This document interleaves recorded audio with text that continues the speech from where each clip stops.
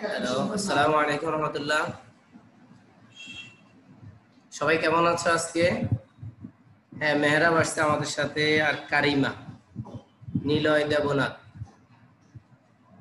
হ্যাঁ, এটাতে তো মিউট থাকবে, মিউট ওদের ইয়ার সাউন্ডটা। আজকে আমাদের অনলাইন ক্লাসে তোমাদেরকে আমি স্বাগতম জানাচ্ছি।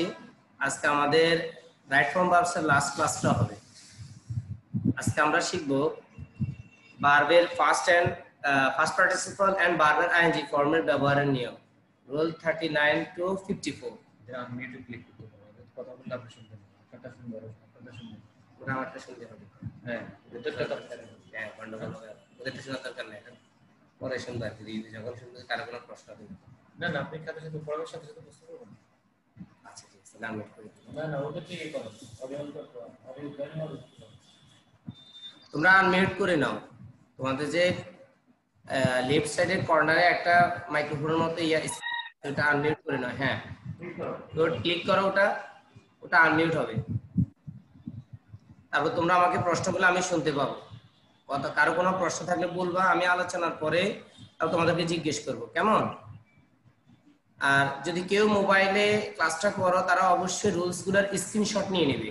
স্ক্রিনশট নিলে হবে কি, ক্লাস শেষে তুমি এগুলো দেখে দেখে এক্সারসাইজ গুলো করতে পারবে। কেমন?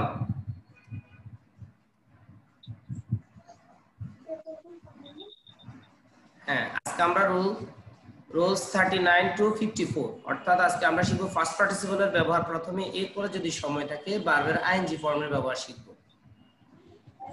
খাতা কলম নিয়ে বসো, আর যারা মোবাইল গুলো স্ক্রিনশট গুলো নিয়ে পরে দেখবে। হ্যাঁ, আসো, আমরা রুল 39 থেকে আলোচনা করছি। আমি ভার্বের ফার্স্ট পার্টিসিপল ফর্মের ব্যবহারের নিয়ম। ফার্স্ট পার্টিসিপল ফর্ম হচ্ছে 3 নম্বর ফর্ম ভার্ব। আমরা গত ক্লাসে শিখেছি প্রেজেন্ট ফর্মের ব্যবহারের নিয়ম এবং পাস্ট ফর্ম ব্যবহারের নিয়ম। আজকে আমরা শিখবো ফার্স্ট পার্টিসিপল ফর্মের ব্যবহারের নিয়ম, যদি সময় থাকে আইএনজি ফর্ম ব্যবহারের নিয়ম শিখবো আমরা। তো আসো শুরু করা যাক।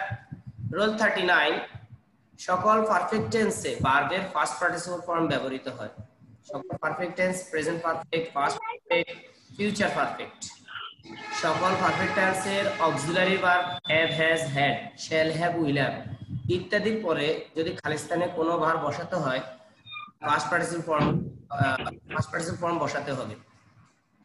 আমরা এখানে একটা নোট দেখি, just, never, just now, ever, not yet, still, already, lately, এই যে শব্দগুলো বলছি, এগুলো যদি কোনো সেন্টেন্সের শুরুতে বা শেষে থাকে, তাহলে তুমি যখন খালি স্থানে ভার্ব বসাবা, তখন ওই ভার্বের আগে অক্সিলারি ভার্ব হ্যাভ, হ্যাজ বসিয়ে তারপর মূল ভার্বের ফার্স্ট পার্টিসিপল বসাবা।